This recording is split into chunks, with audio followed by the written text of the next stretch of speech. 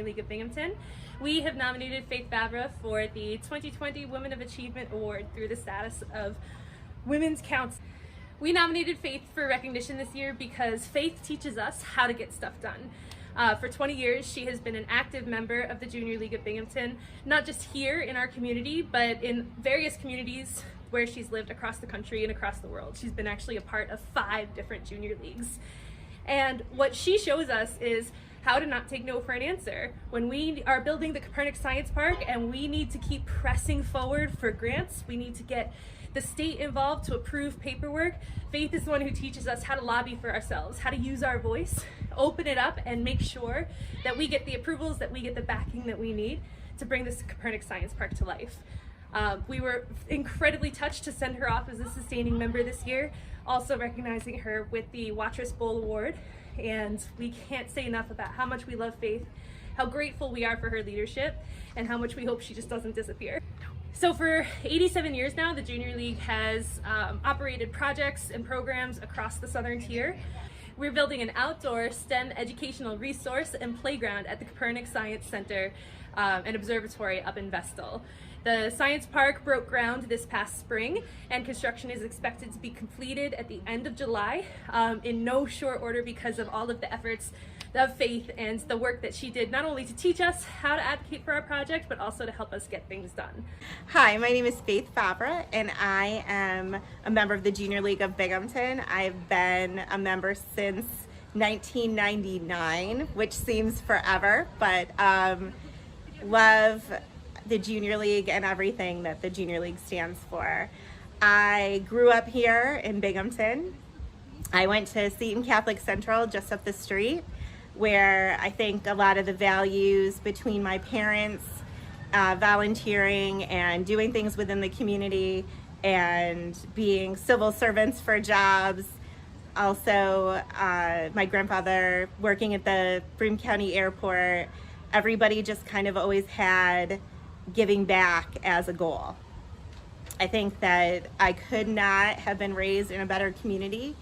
I have a 13-year-old son who's about to be 14, and I chose to move back to Binghamton to raise him, and I truly believe that Binghamton is the best place in the whole world. And it is, I think it's ironic that we're here, because when I learned of this award that I was getting, I put a Facebook quote up, and it just happened to be from Rod Serling, who has talked about this park forever and about having Binghamton be his hometown.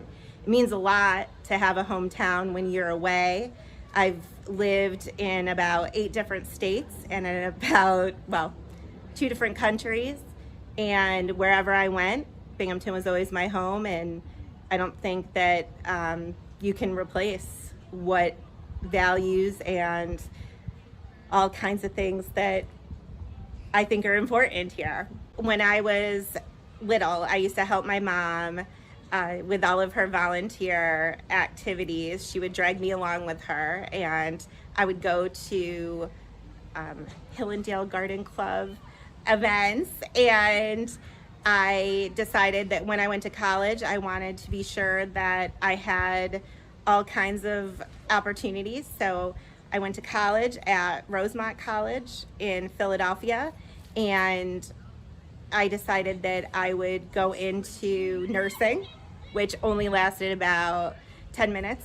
And then I went into public administration type stuff and chemistry, and thought I would go and, do great things in politics. And I started my life here, coming home to be an intern for Bob Warner, and he was a state assemblyman then, and I decided that maybe that is not the path that I wanted to take. So I decided to go get my master's degree in criminal justice, and then got another master's degree in public administration.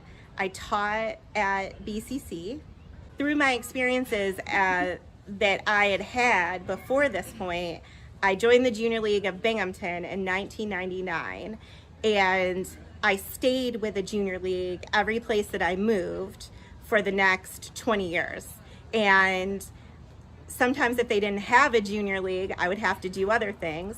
But I think the projects that the junior league gets involved in and the way that my personality is led to a life of service, and then serving on other community boards, like the zoo, Crime Victims Assistance Center.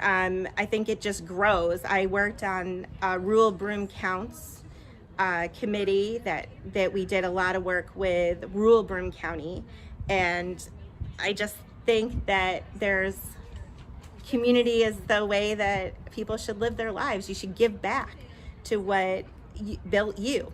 And I don't think I would be half of the person today, even with the parents that I had, if it wasn't for the community that I was raised in. And by taking people that I thought were leaders and imitating what they did. When I was teaching at SUNY Broome, I did a lot of community activities with the students.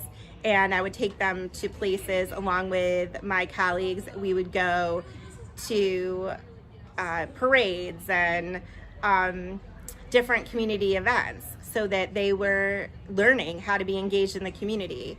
I have a degree in criminal justice, so that means that one of my specialties was victims, and I saw a need for not only a textbook to be written on victims, but also an interest that people should take in that side versus the criminology side.